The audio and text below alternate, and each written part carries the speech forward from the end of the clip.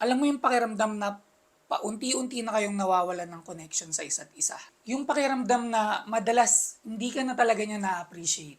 Yung pakiramdam na gusto mong maging vocal sa feelings mo, kaya lang hindi mo masabi kasi alam mong possible na pagsimulan lang ng away.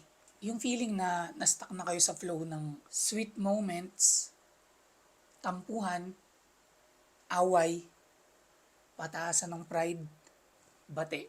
Yung pakiramdam na naniniwala ka at alam mo sa sarili mo na meron pa kayong i-grow, meron pa kayong i-improve, meron pa kayong i-level up sa relationship nyo. If you are in a relationship or nanliligaw ka or plano mong maging in a relationship, 100% madadaanan nyo itong chapter na to sa relationship nyo. Pero alam mo, it doesn't have to be that way.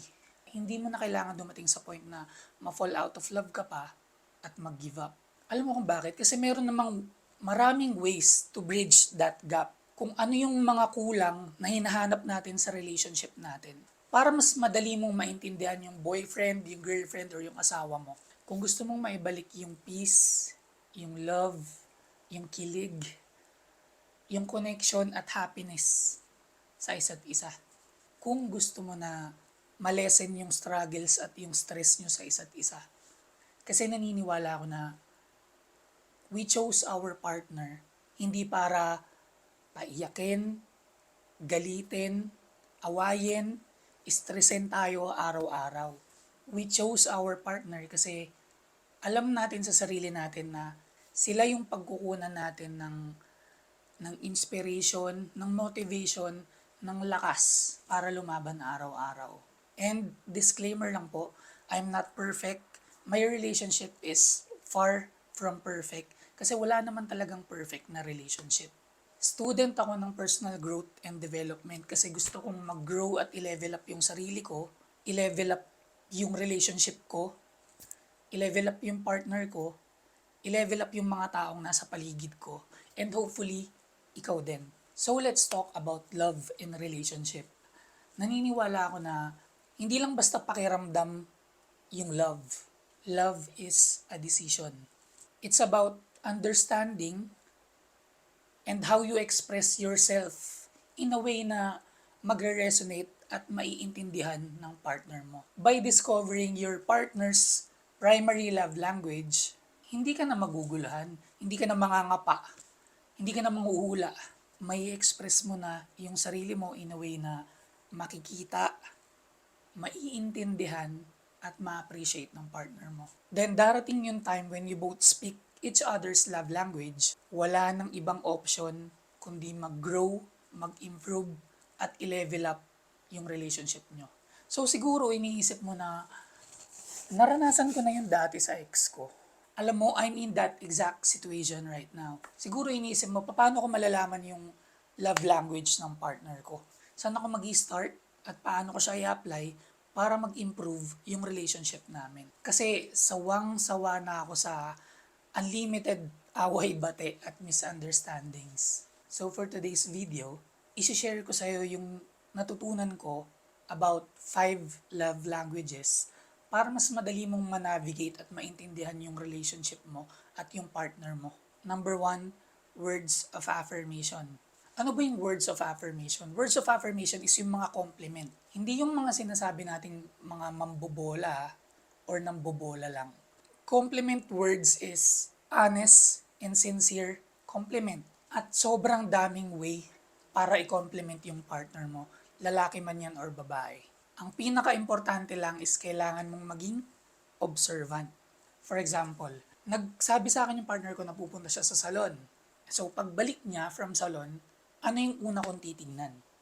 Ang kailangan kong gawin is tignan siya from head to toe. So ang mga kailangan kong tignan is kamusta yung hair niya? Nagpa-color ba siya? Nagpagupit ba siya? Nagpa-short hair ba siya? Nagpatanggal ba siya ng mga split ends niya? Titingnan ko yung pilik mata niya kung nagpa-eyelash extension ba siya. Titingnan ko yung nails niya kung nagpa-manicure, pedicure ba siya or nagpa-nail art ba siya. Pwede kong tingnan yung design, yung kulay. Pwede kong sabihin na ang cute ng color and design. Bagay siya sa skin tone, sa skin color mo. Kamusta yung experience mo sa salon? Kwento mo naman yung araw mo. Kung ang partner mo naman is lalaki, kailangan mo rin maging observant. Tingnan mo siya from head to toe. Pwede mong sabihin na, simple lang naman kaming mga lalaki. Hair, damit, pabango, watch, shoes. Simple lang naman kami, di ba? Yun lang yung mga kailangan mong tingnan. Pwede mong sabihin na, alam mo, gustong gusto ko yung hair mo kapag nag-aayos ka sa date natin. Thank you sa effort and I really appreciate it. Hindi ko alam kung bakit, pero bagay na bagay talaga sa'yo yung short sleeve polo na yan. And yung black color, sobrang lumilitaw yung pagkaputi mo. After that, give your best shot to listen and respond. Number 2, quality time. Spending quality time. Spending quality time, yung focus and no distractions. No phones, di ba? And kailangan mo lang maging present. Ano ba yung mga example ng mga quality time? Yung ginagawa ng dalawang magpartner. Gym, coffee, long drive, Netflix and chill, date, and all adventures and yung mga bucket list nyo. I-share ko lang yung sa relationship ko. Every month, meron kaming tinatapog na episode. Pero sa atin, di ba, tawag natin monthly. Sa amin naman episode. So every episode namin, nagko-coffee kami sa labas. And we are really looking forward for it every month. Kasi dito kami nagkakaroon ng deep talks and sobrang meaningful conversation. Kasi dito sa episode namin, for example, this month ako yung nakaschedule na mauuna. So, meron kaming format na pag-uusapan namin. So, health, wealth, relationship, kamusta yung health ko, yung wealth ko, kamusta yung relationship ko. Ano yung mga bad news at saka good news na nangyari this month? Ano yung mga lesson na natutunan ko? Ano yung mga bagay na grateful ako na nangyari? So that's number 2, quality time. Number 3, receiving gifts. Kung receiving gifts yung love language ng partner mo, dun niya nafe-feel na love mo siya, na-appreciate mo siya, at naaalala mo siya. So ano ba yung mga ginagawa natin dyan? Yung mga regular na ginagawa natin is like surprise her.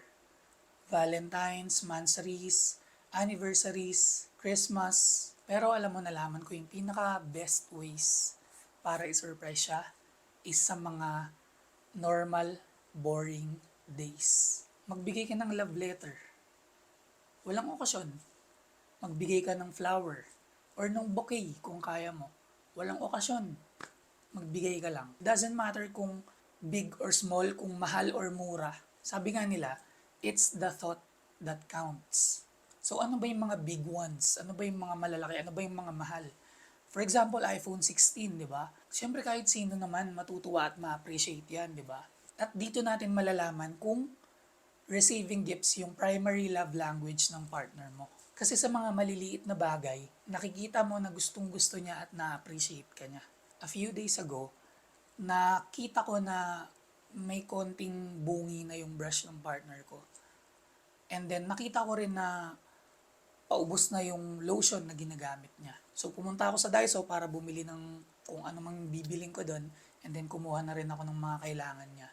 Then pag uwi ko sa bahay, binigay ko sa kanya. Sabi ko, kinuha ko to kasi naalala ko, nakita ko yung brush mo na medyo may sira na. Kinuha ko to kasi nakita kong paubos na yung lotion mo. Then sa napakaliit na bagay na para sa ibang tao nga, 'di ba, hindi yan masasabing gift. Pero makikita mo na siya na sobrang ma-appreciate niya yung maliit na bagay na yun. Number 4, acts of service. Acts of service is doing something to make her life easier, to make her day easier. Yung stereotype natin sa babae is sila yung mga naghuhugas ng pinggan, naglalaba, nagluluto, nagsasampay, naglilinis ng bahay, di ba? Siyempre, meron din namang mga lalaking ganon. So, kung acts of service yung primary love language ng partner mo, anong pwede mong gawin?